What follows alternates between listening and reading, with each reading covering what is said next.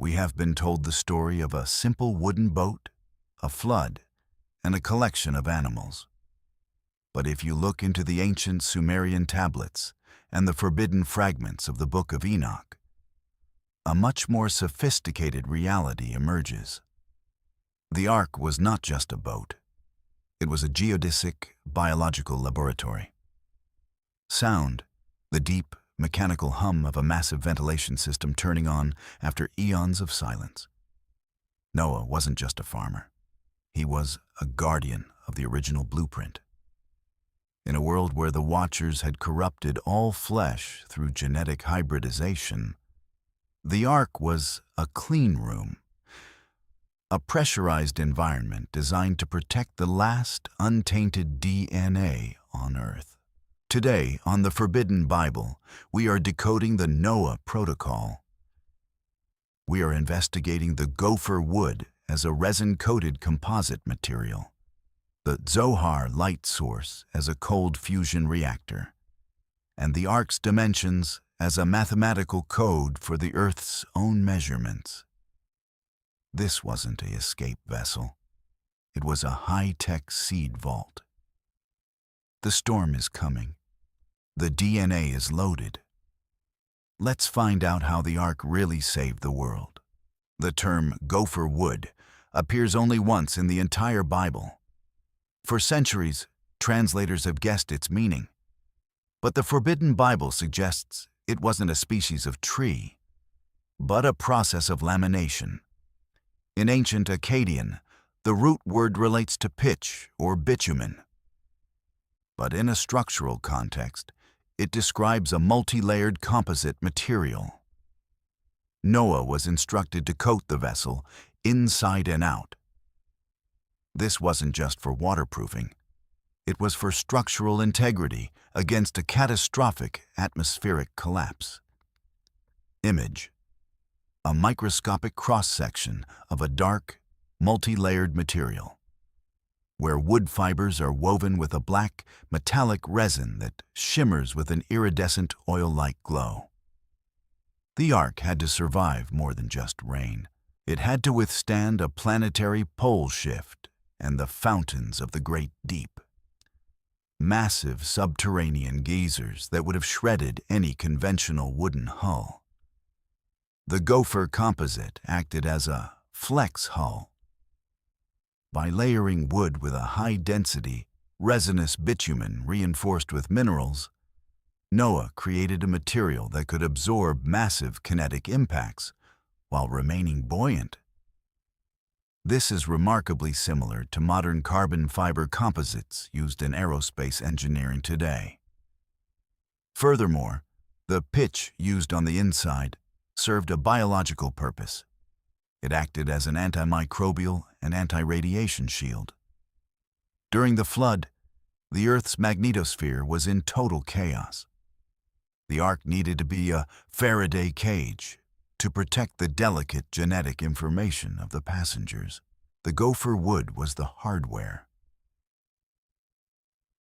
A sophisticated hull designed to resonate with the Earth's frequency while blocking the destructive radiation of the celestial event. Noah wasn't just a carpenter. He was a materials scientist building the only safe zone on a dying planet. One of the most mysterious features of the Ark is the Zohar, often translated as a window. The original Hebrew and the Zohar, the book of Jewish mysticism, describe it as a glowing gemstone or a brilliant light that hung from the ceiling.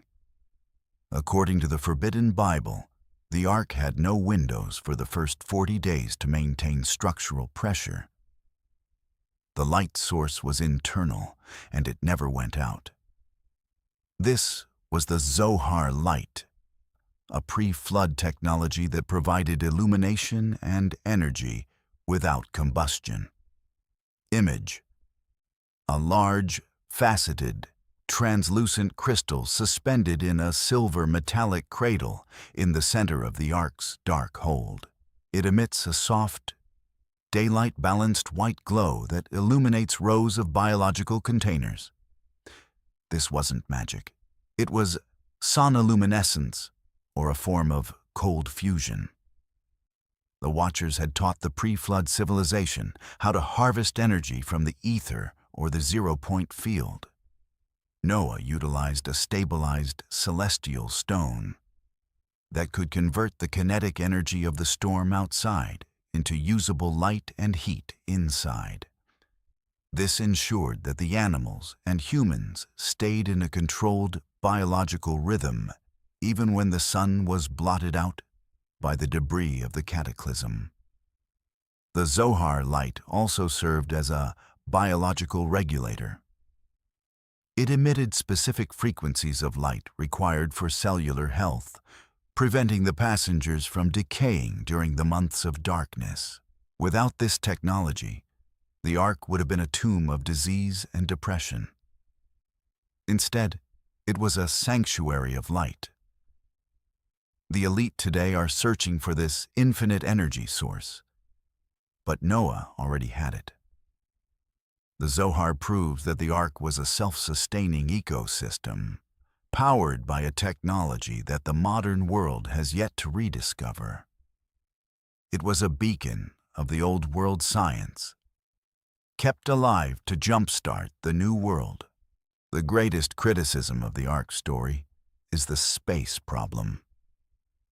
How could millions of species fit into a vessel the size of a modern aircraft carrier? The Forbidden Bible offers a solution that aligns with modern science: genetic compression. Noah didn't necessarily bring 2 of every fully grown animal. He brought kinds, the original genetic blueprints, and potentially he brought them in the form of embryos or even DNA sequences. Image: rows of metallic, temperature-controlled shelves containing thousands of small, glowing glass vials, each labeled with ancient Proto-Hebrew symbols and containing a shimmering fluid. Ancient texts suggest that Noah was a master of seeds. In the pre-flood world, the Watchers had corrupted the genome, creating hybrid abominations. Noah's mission was to preserve the pure seed. The Ark functioned as a cryogenic vault. By storing the genetic information of the Earth's biodiversity, the space required was reduced by 90%. The animals that walked onto the Ark were likely the representative pairs, the genetically pure ancestors of the various families of animals we see today. This Noah protocol explains why the Ark was built with 3 decks. One deck was for the living residents, one was for the massive bio-library, and the third was for the waste management and life support systems. The Ark was a compressed version of the Earth's biosphere. When the Ark landed, these seeds were released back into a cleansed environment to diversify once again. This is exactly what we are doing today with the Svalbard Global Seed Vault in Norway. We are preparing for a reset, just as Noah did. The Ark wasn't just a boat for animals. It was a hard drive for life itself. How do you keep thousands of animals, predators and prey, in a confined space for a year without them killing each other? The Forbidden Bible reveals the use of acoustic stasis. Noah utilized the resonance of the Ark's hull to create a localized frequency of calm. By modulating the sound within the vessel, he induced a state of semi-hibernation in the passengers, slowing their metabolism and reducing their need for food and oxygen. Image: a wide shot of the Ark's interior where lions, wolves, and deer are all lying down peacefully in a soft blue light, their breathing slow and synchronized, with visible sound waves rippling through the air. This technology, known as infrasound, is used today to influence animal behavior. But Noah had the celestial frequency. The Ark's dimensions, 300 cubits by 50 cubits, are in a 6-to-1 ratio. the same as a modern naval destroyer, but they also represent a harmonic scale. The vessel was essentially a giant musical instrument that vibrated with the tone of creation. This frequency suppressed the aggressive instincts of the animals and placed the humans into a state of deep, meditative focus.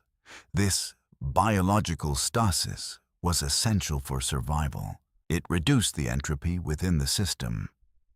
The passengers weren't just waiting, they were preserved. This is why the Ark is often called a theba in Hebrew, a word that also means word or container of information. The frequency within the Ark protected the passengers from the chaos frequency of the storm outside. It was a bubble of order in a world of total entropy. Noah was the frequency operator, ensuring that the heartbeat of the Ark stayed in sync with the heartbeat of the Creator. The flood was not just rain, it was a dimensional shifting event. As the fountains of the great deep broke open, the Earth's gravity and magnetic fields were fluctuating wildly. A normal ship would have capsized or been crushed by the atmospheric pressure. The Forbidden Bible investigates the Ark as a gravity-stabilized vessel. The Ark didn't just float on the water. It was locked into a specific coordinate of the Earth's grid. Image: the Ark amidst a terrifying, apocalyptic storm with massive waves. But the vessel itself remains perfectly level and stable, surrounded by a faint, glowing golden bubble of energy that repels the water. The Ark's design included a Zohar Light source that also acted as an inertial dampener. This technology allowed the interior of the vessel to remain stable even when the exterior was being tossed by 100-foot waves. This is hyperdimensional engineering. The Ark was partially phased out of the chaos plane and into a stability plane. This is why Noah was told to come into the Ark, a phrase that implies entering a different state of existence. This stability ensured that the delicate genetic samples and the Zohar Light were not disrupted. The Ark was the only stationary point in a world that was literally turning upside down. The global elite are currently obsessed with gravity manipulation and space-time folding for their own survival bunkers. They are trying to replicate the Noah effect. The Ark proved that with the right celestial codes, a physical object can survive a planetary collapse by vibrating at a frequency higher than the destruction around it. When the Ark landed on the mountains of Ararat, the mission was only half finished. The Earth was a barren, muddy wasteland. The Forbidden Bible reveals that the Ark contained re-terraforming kits. These were the seeds and instruments necessary to jumpstart the nitrogen and oxygen cycles of the planet. Noah wasn't just letting animals out. He was reseeding the atmospheric frequency of the Earth. Image: Noah standing at the open door of the Ark on a jagged mountain peak. As he holds up a glowing Zohar crystal, green plants and grass begin to grow rapidly from the mud in a circular pattern around the vessel. The sacrifice Noah offered immediately after exiting was not a primitive ritual. It was a frequency alignment. By burning specific clean biological matter, Noah was releasing chemical signals into the atmosphere to stabilize the new environment. The rainbow that appeared was not just a weather phenomenon. It was a covenant of light. A visual confirmation that the Earth's magnetic shield had been reset and stabilized. The Ark remained on Ararat as a technological relic. For centuries, ancient kings and explorers sought the Ark not just for its wood, but for the forbidden knowledge and pre-flood artifacts left inside. The seed vault had done its job. The original DNA had been preserved, and the serpent's hybrid seed had been temporarily purged. Noah had successfully moved the core data of the old world into the new one, providing a clean start for humanity. Ararat was the reboot point for the human race. The story of Noah's Ark is the ultimate macro warning. As we conclude this investigation, we must face the reality that we are entering the days of Noah once again. The Forbidden Bible warns that, as it was then, so shall it be at the coming of the Son of Man. We are once again seeing the corruption of the human genome, the manipulation of the atmosphere, and the opening of the abyss. Image: a modern, high-tech ark or space station orbiting a dark Earth. But it is built with the same 6:1 proportions as Noah's vessel, glowing with a warm, golden internal light. The final verdict is that the ark was a prototype. It showed that when the world reaches a point of total corruption, a deplatforming event is necessary. The second ark will not be made of gopher wood or bitumen. It is a spiritual and biological ark. The transformation of the human body into a vessel capable of surviving the final fire reset. The technology of the ark is being offered to us again, not through a boat, but through a frequency shift. The global elite are building their own arks in the form of Mars colonies and underground cities. They are trying to save their hybrid seed using the same forbidden knowledge that caused the first flood. But the Noah protocol belongs to the Creator. Only the pure seed will be allowed to pass through the final fire. The investigation of the ark is complete. The blueprints are clear. The storm is gathering. Will you be found in the ark of the light? Or will you be left in the chaos of the abyss? Stay awake. The truth is no longer hidden.